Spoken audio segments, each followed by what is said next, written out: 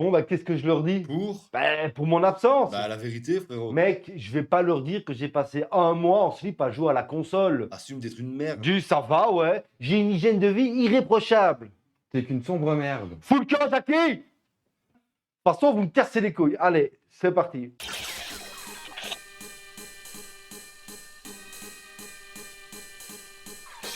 Aujourd'hui, on met un petit peu les films d'horreur de côté et on va s'intéresser à un film où une nana se fait injecter une drogue et elle devient super intelligente. Et non, c'est pas le film Limitless. Alors si tu t'attends à explorer les limites de l'esprit humain, eh ben détrompe-toi, hein, ici c'est juste un blockbuster sauce Luc Besson. Bienvenue dans Lucie, ou comment devenir un être omniscient et totalement invincible. Mais version cocorico américanisée. Ça veut dire qu'il a donné son cul. Clairement, oui.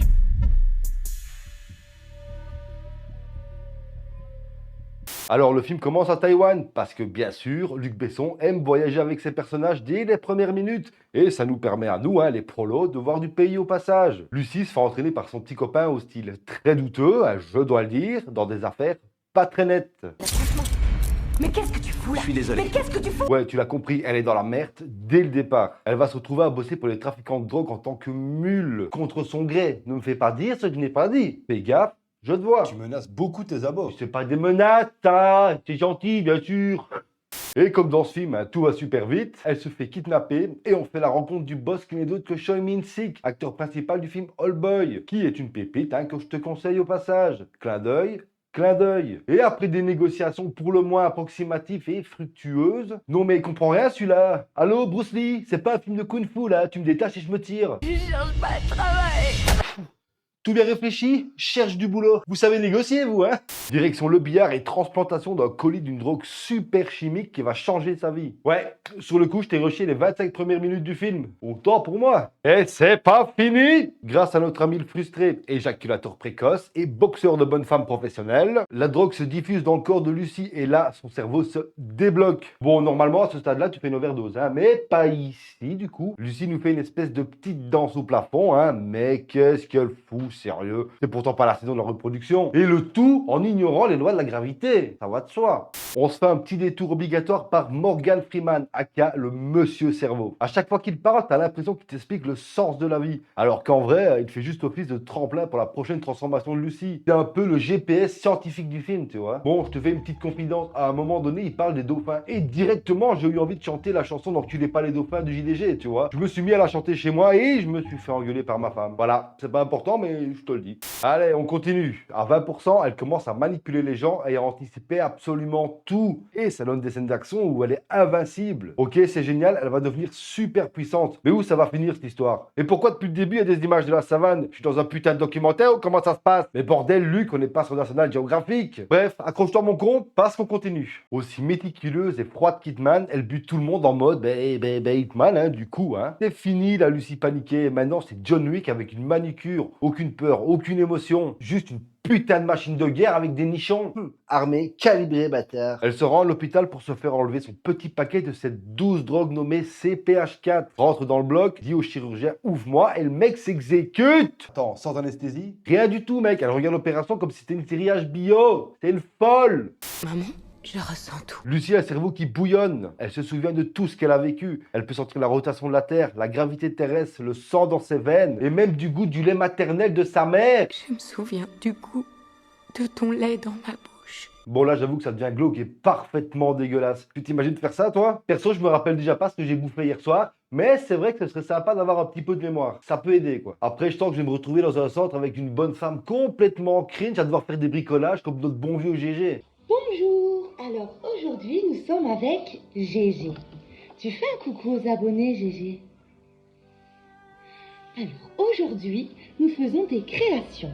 Tu nous montres ce que tu fais Gégé? Waouh, c'est magnifique. Et tu nous expliques ce que tu as fait Gégé? Les bagarres, Et qu'est-ce que ça représente pour toi? les bagarres. C'est joli, waouh, bravo Gégé. Revenons à nos moutons, elle débarque dans la planque du boss, elle tue tout le monde avec une facilité telle que tu sens que Besson s'est dit ok maintenant c'est Dieu avec une perruque blonde. Elle se dirige vers le boss, le mec est posé comme un roi, en peignoir de grand seigneur, casque sur les oreilles, supplément concombre sur les yeux. Bref, le cliché du mafieux métrosexuel en détente. Lucie avance droit vers lui, sans un bruit, lui il capte rien, il est trop occupé à écouter sa petite musique zen.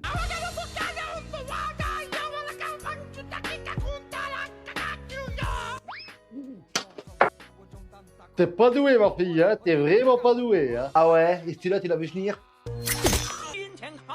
Où sont les autres? La drogue que les autres transportaient, j'en ai besoin. Elle veut récupérer les autres paquets de drogue planqués dans les autres mules. Pas pour se shooter, hein, c'est pas Breaking Bad ici. Elle veut identifier et analyser la molécule du CPH4. T'es sûr que c'est pas limitless? C'est limitless, mais passé dans un mixeur, tu rajoutes à ça Matrix, un documentaire animalier et un brin de philo torché avec mon cul. Et ça te donne Lucie. C'est beau. Et vu que c'est un bonhomme, hein, le boss il va pas parler. Elle va donc entrer dans son esprit. Elle regarde dans sa tête comme dans une base de données géante. Elle se balade dans la pièce comme si elle y était. Elle retrouve les autres mules en 2 secondes. On n'a pas le temps de prendre notre temps ici. Le mec, il comprend rien, mais elle vient littéralement lui braquer sa mémoire. J'espère quand même que vous vous êtes essuyé les pieds à votre entrée, hein. Il y a un respect à avoir.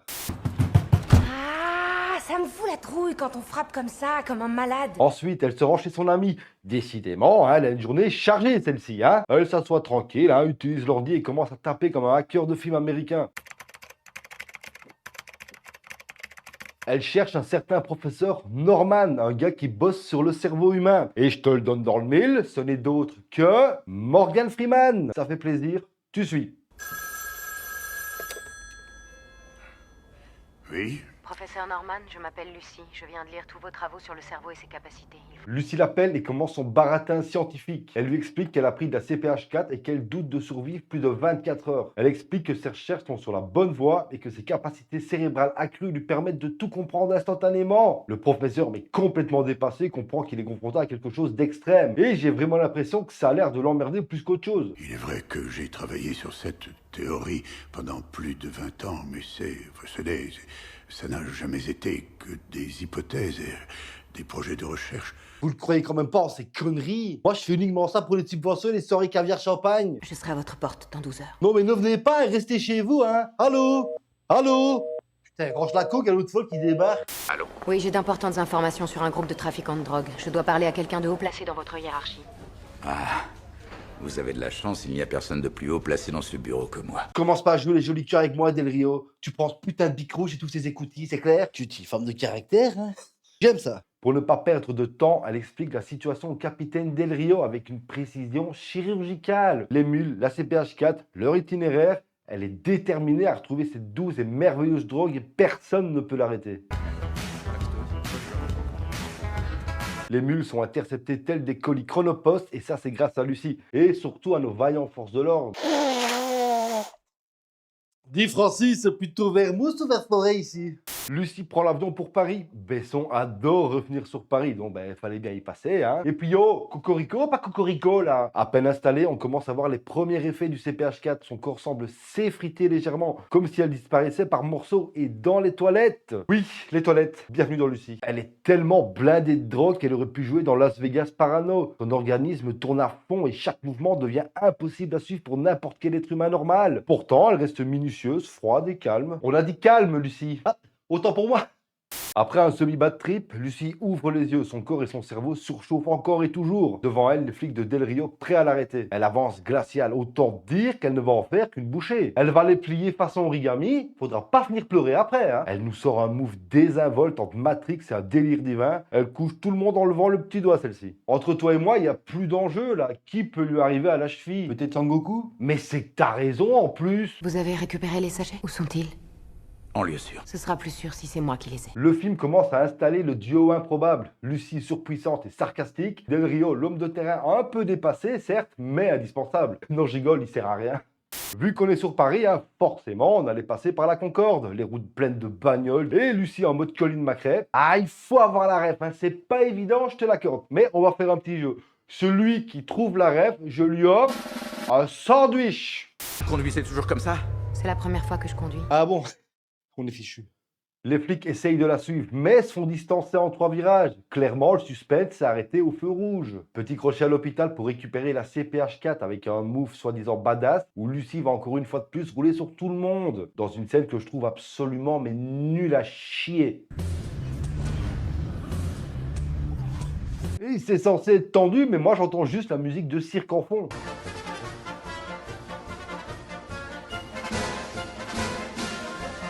Oh, oh, oh. Je déconne, je suis sur une chaise en fait. De votre cas, des sommités dans leur domaine, et tout à fait dignes de confiance. Elle retrouve le professeur Norman, toujours en train de faire le mec sérieux alors qu'il a rien calculé depuis le début. Et qu'il est clairement largué, disons les termes. Un petit peu comme nous, quoi, ben on piche que dalle. Je suis ravi de vous rencontrer. Je le suis aussi. Capitaine Del Rio. Je ne sers à rien. Enchanté. Elle explique calmement qu'elle a atteint bientôt les 70% d'utilisation cérébrale. Traduction, elle peut plier la réalité, mais t'as quand même envie de lui dire de se calmer sur les filtres TikTok. Je ressens tout, le temps, la gravité, la matière.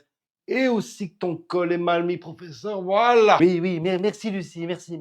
Lucie, elle a déjà dépassé le stade humain. Comme depuis le début du film, hein, j'ai envie de te dire. Elle contrôle tout, la matière, la 4G, la Wi-Fi, les pensées et même ton PC. Si elle veut, elle peut désinstaller Steam pendant que tu joues à BO7. Oh la connasse. Après, vu le jeu, est-ce que c'est si grave que ça? Pendant ce temps, les mafieux débarquent avec plus d'armes que dans un Battlefield, juste pour taper sur une meuf qui est littéralement devenue la fibre optique incarnée. Et ça, à littéralement 15 mètres des flics. Ça c'est cadeau, ça. Les cellules se regroupent et forment un réseau de communication géant. Une main, 2 mains. Oh, impressionnant. Mieux.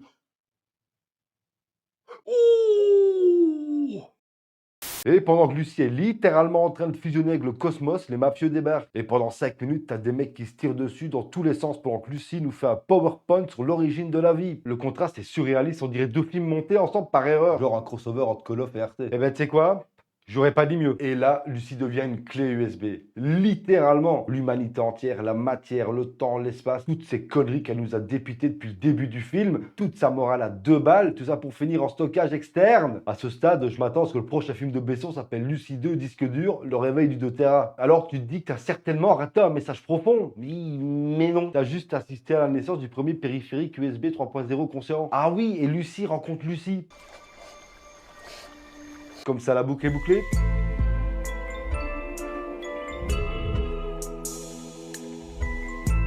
Bon, Lucie, c'est un film qui partait avec une idée de fou. Exploiter le cerveau humain à 100%, mais c'est génial. Mais ça a merdé. Tu sais pas trop si tu regardes un blockbuster, un cours de philo ou une pub pour un disque dur externe. Lucie t'explique tout sur l'humanité et l'univers, mais pas du pourquoi Luc Besson a fait ça. Et encore, t'as pas vu Valériane? Oh non, c'est bon, j'ai assez souffert comme ça, hein.